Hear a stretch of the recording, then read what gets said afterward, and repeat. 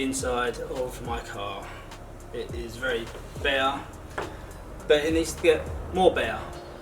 I've got some lovely seats that I got hold of, and I've basically been saving up. I've got the rails to put them all in, sliders because I want my girlfriend, who is a very little tiny short person, to be able to drive the car, because she's better on track than me and I'd like her to have a go at the car, and I'm a good foot taller, so the seat needs to be able to move.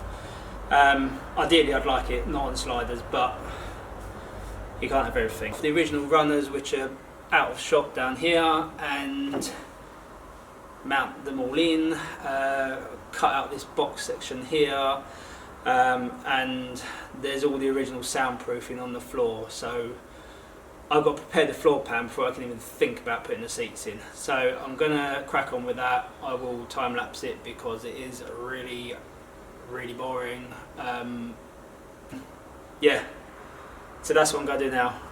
Strip these 4 sections, and there's a few bits under the dashboard area I might as well do as well, just so it's out of the way. So I'm going to crack on with that, and hopefully not find any holes that I don't know about, as I don't know about any at the moment, so that's really good. And yeah, boring evening for me. See you on the other side. Why the hell did I put a cage in this car? You just can't move it here. It's just everywhere. And being 6'2" makes it even more difficult. Bloody race car.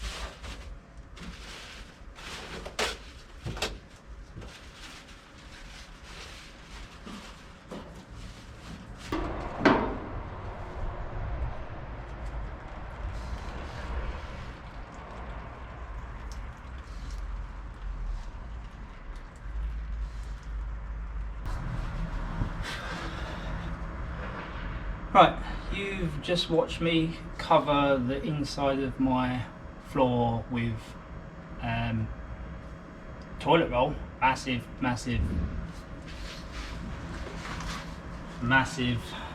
toilet roll, and then pour thinners, just normal paint stripping type thinners, all over it. I'm doing that because I got advised that that is one of the best ways to get the glue residue off the floor, and although at some point I'm going to take all the paint off and prepare it for paint, I just wanted all the glue out of the way because I'd like it quite neat and tidy for when I cut all these runners off. So now we just wait. Apparently let it bake for 5, 10, 15, however many minutes, and then peel it all off, and apparently it takes all the glue with it. So we'll see if that works. I would advise doing this in a very well ventilated area. I am in a big workshop with the door fully open. It's still obviously quite a stench. So yeah, don't be doing this in your garage at home with the doors shut, or you know, doing individual parts inside your house. It's not a good idea. So definitely well ventilated, or even outside is even better. I'm not doing it outside because it's dark and getting a bit cold now. That's about that at the moment. I'm just going to leave it and see what happens. It does look like it's working already. I will leave it until I feel like it's done as much as it's going to do. Some bits obviously, like here, can't actually stick paper to. I've used quite thin paper, which is why I doubled it up. And apparently you're supposed to use quite a thick kitchen roll, which I can see, because if you pull it off it's probably going to fall into bits. So we'll see how I get on. I'll take it apart. So yeah, catch you back in a minute.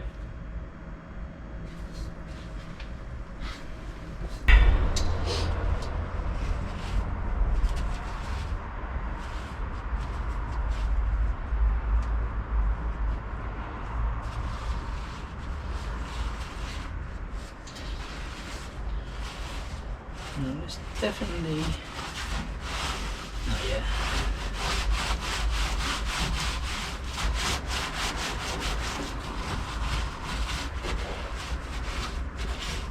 Well, it's definitely lifted it. It all just wipes off.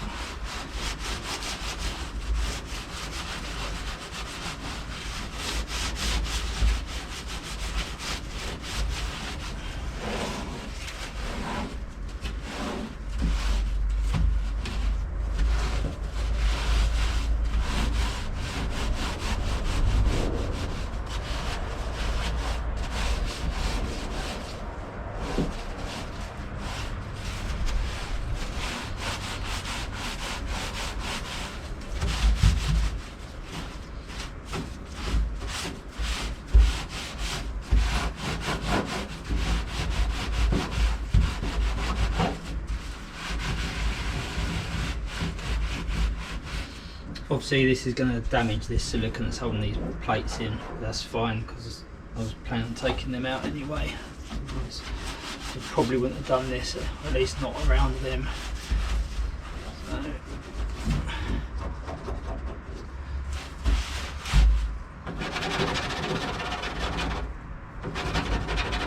So what it's done is softened it all up, and now just by rubbing this without hardly any effort at all, it's just brings it off. I think I'll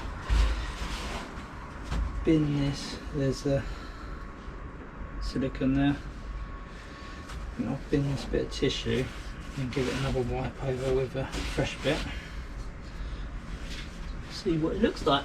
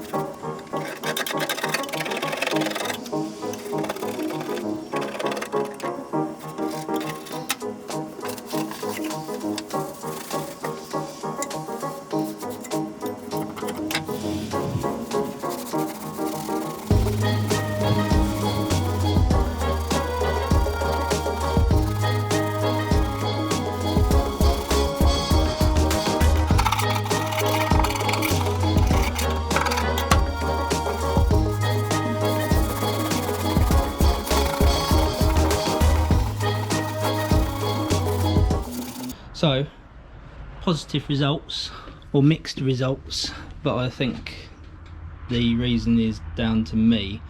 So this first one I did, you can see is very clean now. This is just the silicone that's holding this panel in, which I am at some point going to dig out and clean it all up, and I'll re-silicone it with some fresh stuff.